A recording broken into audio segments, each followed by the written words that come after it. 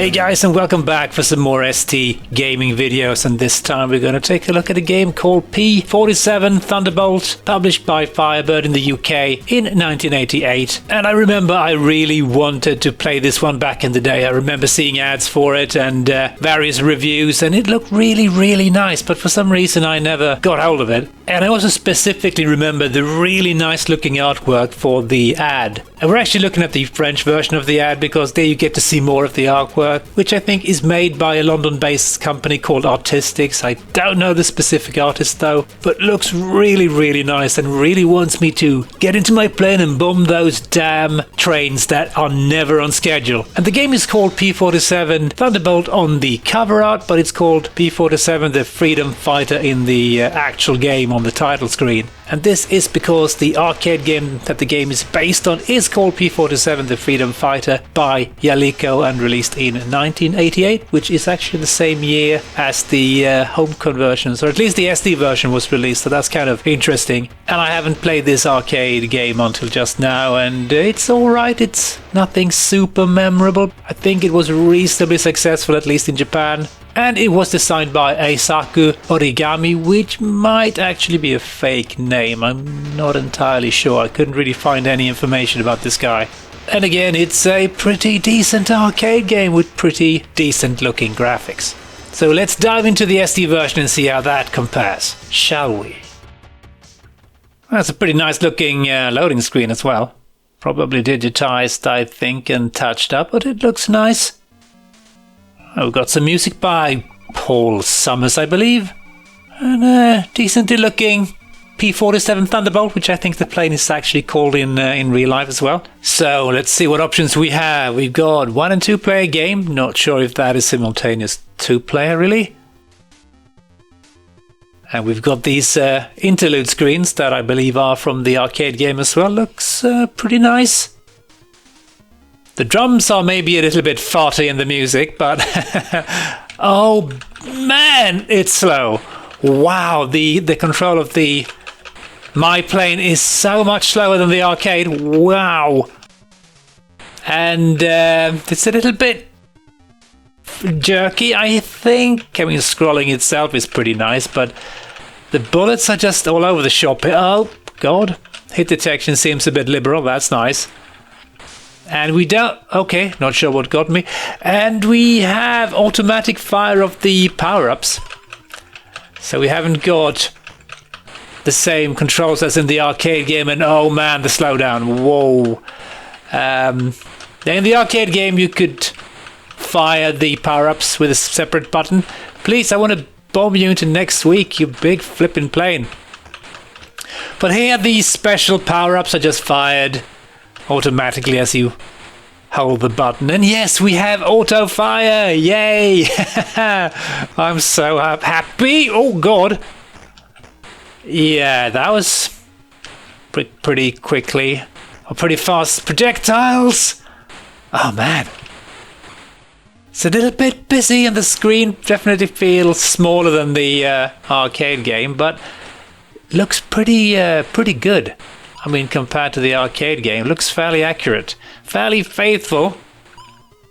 Of course, as I said, it is a lot slower, and damn, I think I flew into something as expected. Yeah, this looks nice, I must admit, and it's about as difficult as the arcade game, maybe even more difficult. That's a pretty nice looking game over screen. I actually think it looks nicer on the ST than it did in the arcade. I mean, the arcade game looks alright, but it doesn't look as nice as some of the other shooters around at the time. I was a little bit disappointed about that. And I believe this plane had German markings in the arcade. There was no markings at all here. Wonder why. So let's try this again because, whoa, there's no continues, which is a bit of a bummer. Don't think the arcade game had continues either, to be honest. Or did it? Yeah, I can't quite remember. My god, there's so many bullets on screen. Seems to be more than on the arcade, really. Or maybe I'm just... Maybe it's just because the screen feels smaller. Did I die immediately? Oh, brother. Yeah, this is pretty tricky. But again, it looks absolutely fine. I mean, really nice even. I do love the look of the planes here. This is kind of the reason why, oh god, I wanted to play this. Because it looked nice, you know, I was a bit of a graphics whore back in the day. I suppose I still am in some ways. But it's an alright arcade conversion, I suppose. A little bit too sluggish and, yeah, a little bit too busy. There's too much crap on the screen at the same time. Loading times are a bit annoying, to be honest. It takes quite a lot of time to restart, which is never a good thing in a game that annihilates you in 3 lives and has no continues, really. It's just a bit of a bummer, really. But let's see if we can maybe make an effort and not get blown up by stuff. Yeah, this is good, I suppose. See if we can destroy that tank. Oh, yeah, let's not. Alright, I want to get this bomber thing. I'm not going to... Really? Yeah, I'm not going to pick up the B, whatever that was. I can't remember. It was stated in the manual what the different power-ups do, and I can't remember. Let's see if we can get to the first boss, which I think I did in the arcade. Oh, brother, why are you smacking your nose into other planes? It's really not good for my health, this. As interestingly enough, there's helicopters about. I suppose this is, supposed to be a game that takes place during the Second World War. I'm not entirely sure there were helicopters about, but hey, maybe the Germans had secretly developed helicopters. I don't know. But it's all right. It's not amazing. I probably would have played this a bit back in the day and then kind of given up because... Yeah, it's hard, and you came back. I did not know that. Thanks. Oh, here's the train. I do remember this from the arcade. Choo-choo, yeah, I know. And I suppose we're just going to have to try and survive the projectiles here.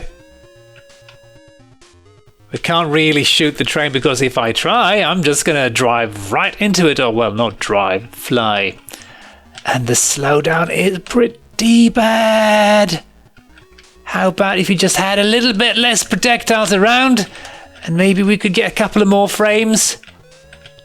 See if we can get this done. Oh man, some projectiles certainly feels faster than others, it would seem. And the thing is, everything is a little bit low frame rate, so sometimes I mistake my projectiles for the enemy's projectiles and the other way around, of course, which is pretty damn bad. Let's see if we can be a bit sneaky here. How about if I stay here? Can I hit that thing? Yeah, okay. Oh, gotcha! Yeah, I suppose this was the boss of stage 1. Ooh, yeah, this looks nice. For an ST at least. And I think it's standard 16 column mode, so there's a fair amount of dithering going on, but hey, this would definitely have looked really nice on a CRT. Damn! And no continues, you bastard of a game! I hate you! This is not going particularly well. I've already lost like 3 lives or something. This is just a little bit too tricky, I think. I think you can get speed ups for your fighter because it's so slow getting out of the way. I don't want to enter a high score. God, go away. I think the S gives me a speed up, right? Yeah, I think it does. Filthy bomber. Oh, why did I pick up the B? It's really annoying. No. I'm going to try and keep holding on to my bombs here. Maybe I can find them useful when fighting the train. How do you fight a train? I'm not sure. Probably with bombs. And yeah, I'm starting to like my bombs here. Really, really like them. And there's that annoying little bomber. I'm gonna remember that you come down again this time, and I'm gonna shoot you in your tail fin. And yeah, bye. Yeah, here's the train. See if we can just destroy all of these really hostile towers here. This is great. I love the bombs. They're amazing. I want a couple of more for Christmas. Oh, this is great. Can we please destroy the big filthy cannon here? Yeah, this is going super well. Infrared bombs are great. But that big cannon thing is really resilient. This is taking forever. Ah, finally. Ah, we're back to the land of the rising sun, possibly. With very nice parallax scrolling clouds, even though it is a little bit jerky, maybe. But this does look really nice. Oh, God. Oh, man, there's many, many things that do not appreciate me. Can we bomb these planes? Not really. Oh God, there's missiles. What is this? V2 rockets or something? I'm starting to doubt that this is really taking place during the Second World War. Or maybe I am from the 40s and I fell into a wormhole and was transported to the future, where we now have missiles and stuff and helicopters and, yeah, parallax scrolling clouds, which is probably something they didn't have during the Second World War either. Oh God, wow, this is getting pretty hard already. I did make a snapshot in the emulator, so I don't have to wait for the loading and have to redo stage 1. As much fun as it was bombing that train into next week, I really don't want to do it again. Yeah, this is getting pretty tough.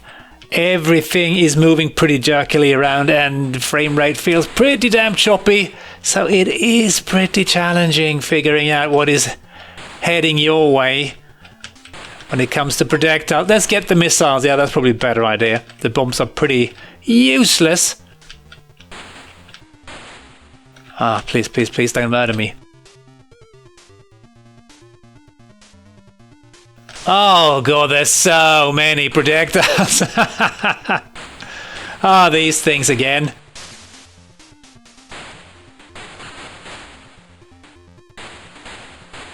I don't like these things. Whatever they are. Give me more speed, please.